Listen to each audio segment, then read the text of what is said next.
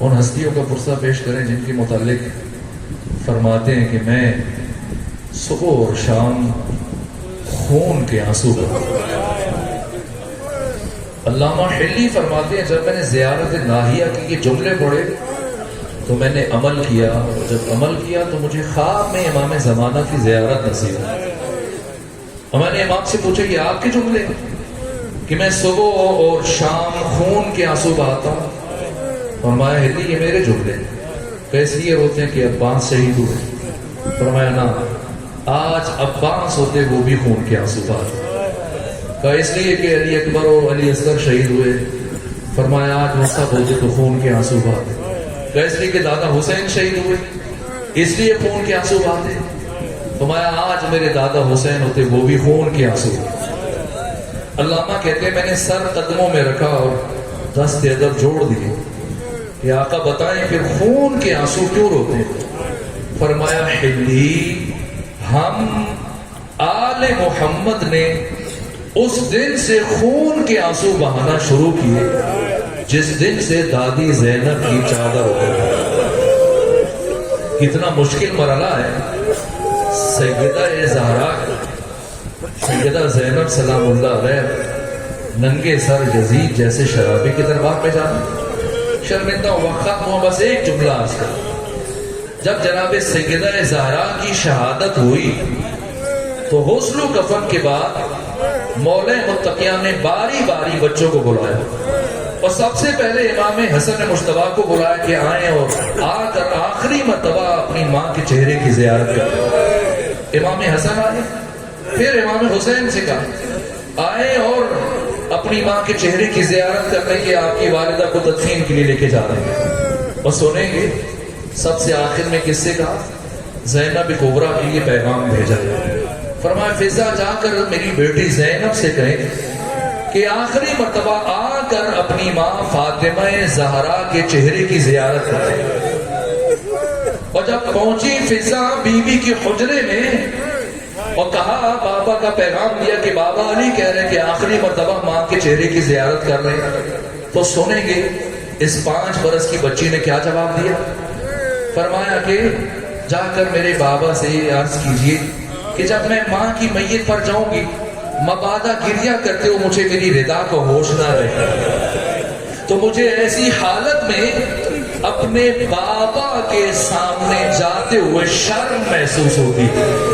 رونا اس لیے ہے کہ جو بی بی 5 برس کی عمر میں اپنے بابا کے سامنے جاتے ہوئے شرم محسوس کر رہی ہے، اللہ جانے ننگے سر یزید جیسے شرابی کے دربار میں کیسے گئی ہو، اللہ جانے عبید اللہ ابن زیاد کے سامنے کیسے گئی ہو۔ علی جانتے تھے کہ میری بیٹی ممکن ہے سارا سفر عبور کر لے، لیکن شاید یزید کے دربار میں پہنچ کر میری بیٹی کا جگر پھٹ جائے، جانتے تھے۔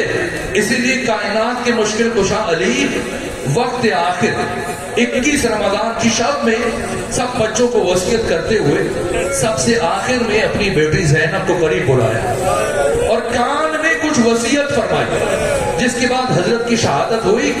پھر 20 سال گزر گئے اور سب خواتین پوچھتی تھی کہ بی بی بتائیں وقت آخر آپ کے بابا علی نے آپ کو کیا وصیت فرمائی تھی، لیکن بی بی نے کبھی کسی کو نہیں بتایا، یہاں تک کہ کوفہ سے گزرتے ہوئے بی بی شام پہنچی، 19 دن سفر کیا، 3 دن شام شہر دروازے پر رکی، یہاں تک کہ شام کے بازاروں سے چلی، اتنے پتھر مارے گئے کہ ثانی زہرا کے لیے چلنا مشکل ہو گیا، یہاں تک کہ کوہنیوں کے بل چلی لیکن رکی نہیں، کیونکہ اپنے بھائی کے مقصد کو بچانا، آگے بڑھتی چلی گئی۔ میں نے پڑھا کہ بعض خواتین اپنے گھروں کی چھتوں پر گرم کھولتا ہوا پانی لے کر گئی تھی اور جہاں سے بیویاں بچے گزر رہے تھے یہ پانی ان کے سروں پر گرایا جا رہا تھا، اس کے باوجود بی بی بڑھتی چلی گئی۔ کہاں رکی ہیں؟ یزید کے دربار کے دروازے پر۔ یہ اتنا مشکل مرحلہ تھا۔ ایک مرتبہ سید سجاد آگے بڑھے، جب دیکھا بی بی بیٹھ گئی ہے زمین پر، آگے بڑھ کر سید سجاد پوچھتے ہیں گھبرا گئی ہیں پھوپھی اماں، پریشان ہے؟ فرمایا نہیں پریشان نہیں، گھبرائی نہیں۔ کہا پھوپھی اماں پھر کیوں بیٹھ اٹھ گئی ہیں. کیا جواب دیا؟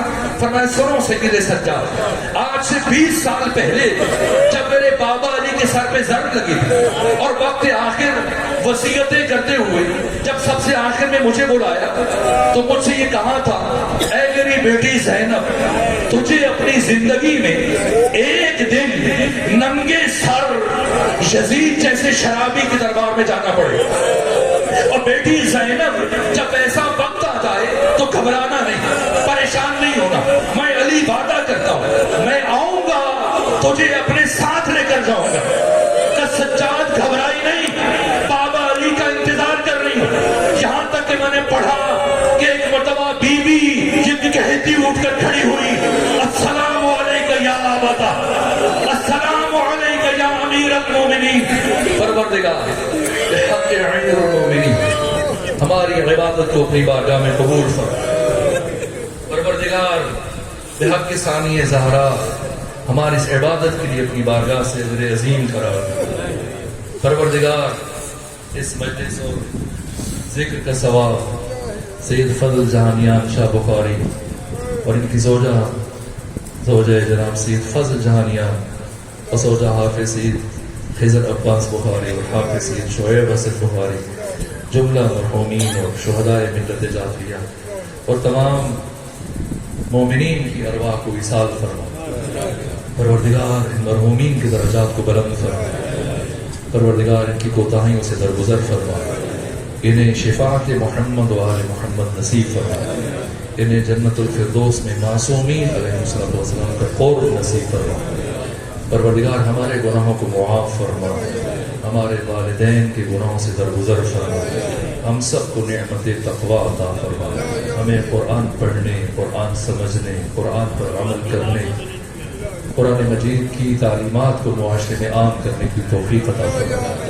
جو مومنین بیمار ہیں انہیں شفا عطا فرما. جو تنگ دست ہیں ان کی تندرستی دور فرما. جو پریشان حال ہیں ان کی پریشانی دور فرما. جو بے اولاد ہیں انہیں اولاد عطا فرما. جو رحلت کر گئے انہیں جوار معصومین میں جگہ عطا فرما. علم اسلام کو سر بلند فرما. علم کفر کو سر نگو فرما. امام زمانہ کے سپاہیوں کی حفاظت فرما. خصوصاً امام کے وہ سپاہی جو شام میں ثانی زہرا کے حرم کے دفاع میں شب و روز مصروف رہتے، ان کی حفاظت فرما. انہیں کامیابیاں عطا فرما. فلسطین کے مظلوم مسلمانوں کی مدد فرما. لبنان کے مظلوم مومنین کی مدد فرما. پاڑا چنار کے مظلوم مومن کی مدد فرما. اہل ولایت کی حمایت فرما. پروردگار صہیونیوں کو اور اسرائیلیوں کو، دنیا کے تمام ظالمین کو نابود فرما. ہمیں بھی آقا کا سپاہی بننے کی توفیق عطا فرما. جملہ مومنین، مومنات، شہداء اسلام اور ایسے مومنین کی جن کے لیے کوئی فاتحہ پڑھنے والا نہیں، بالخصوص یہ مومنین کی جن کے نام لیے گئے، سب کی سارے ثواب اور درجات کی بلندی کی سورہ فاتحہ، سورہ اخلاص کی تلاوت کریں.